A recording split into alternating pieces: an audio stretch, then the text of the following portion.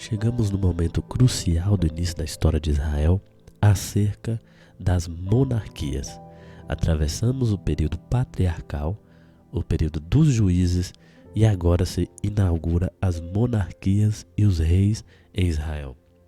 Não era da vontade do Senhor, mas o povo pediu um rei e Deus assim resolveu concedê-lo. Mas esse primeiro rei é interessante que dá alguns sinais da sua incredulidade. E nós podemos perceber aqui ao longo do capítulo 10, que é a nossa chave aqui para entender algumas coisas, que Saul já não havia crido na palavra profética, que foram bem claras.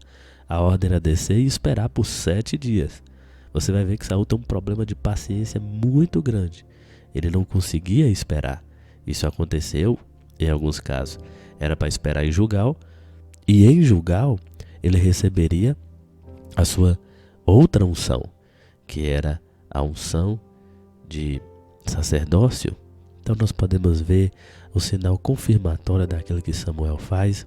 Primeiro sinal, ele encontra com alunos das escolas proféticas que haviam ali, e a sua identificação com os profetas, e ele começa a profetizar, né? E o cumprimento também era do segundo sinal, era um sinal familiar.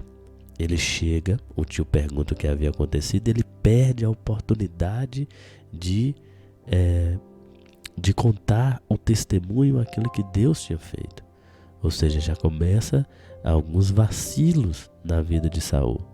Então nós podemos observar que em Saul faltava o amém, faltava o que assim seja. Ele escondeu a verdade de Deus na sua vida.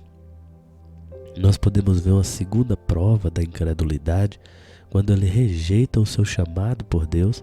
Seu nome quer dizer demandado, requisitado, mas ele estava tentando desobedecer à voz de Deus que o chamava constantemente. Então observa de um homem que já não tinha mais o relacionamento, a fidelidade com o Senhor e preferia levar o seu reino à sua própria sorte, razão pela qual, quando ele não encontrar respostas neste Deus, ele iria procurar sorte, procuraria a feitiçaria por falta de paciência. Nós podemos fazer uma analogia aqui como Noé. Quando Deus queria restaurar, estabelecer algo, Noé enviou primeiro o corvo, depois a pomba.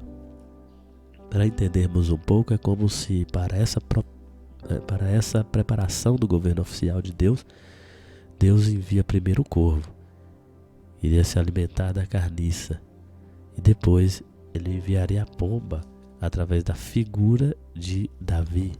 Outro sinal importante para a gente poder seguir é que havia 3 unções específicas, a qual nós podemos observar aqui na vida de Samuel, que ele era ungido como sacerdote, profeta e também era um juiz.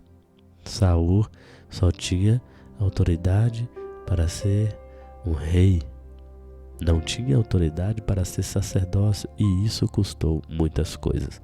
Mas finalizando o versículo destacado, nós podemos observar um homem incrédulo, que no momento em que Samuel convoca a tribo, estabelece ali uma festa para poder apresentar aquele homem escolhido, ele pergunta, né? Onde é que esse homem está? E ele estava, adivinha, escondido entre as bagagens. Muitas vezes o Senhor nos dá sinais de coisas que temos que realizar, das mínimas às máximas, e nós estamos escondidos atrás das bagagens. Esse é o tempo de nós buscarmos em Deus, nos quebrantarmos o Senhor, para quebrar toda a incredulidade no nosso coração, porque uma grande oportunidade de reinar, de governar, está vindo sobre as nossas vidas através do reino de Deus de justiça, paz e amor.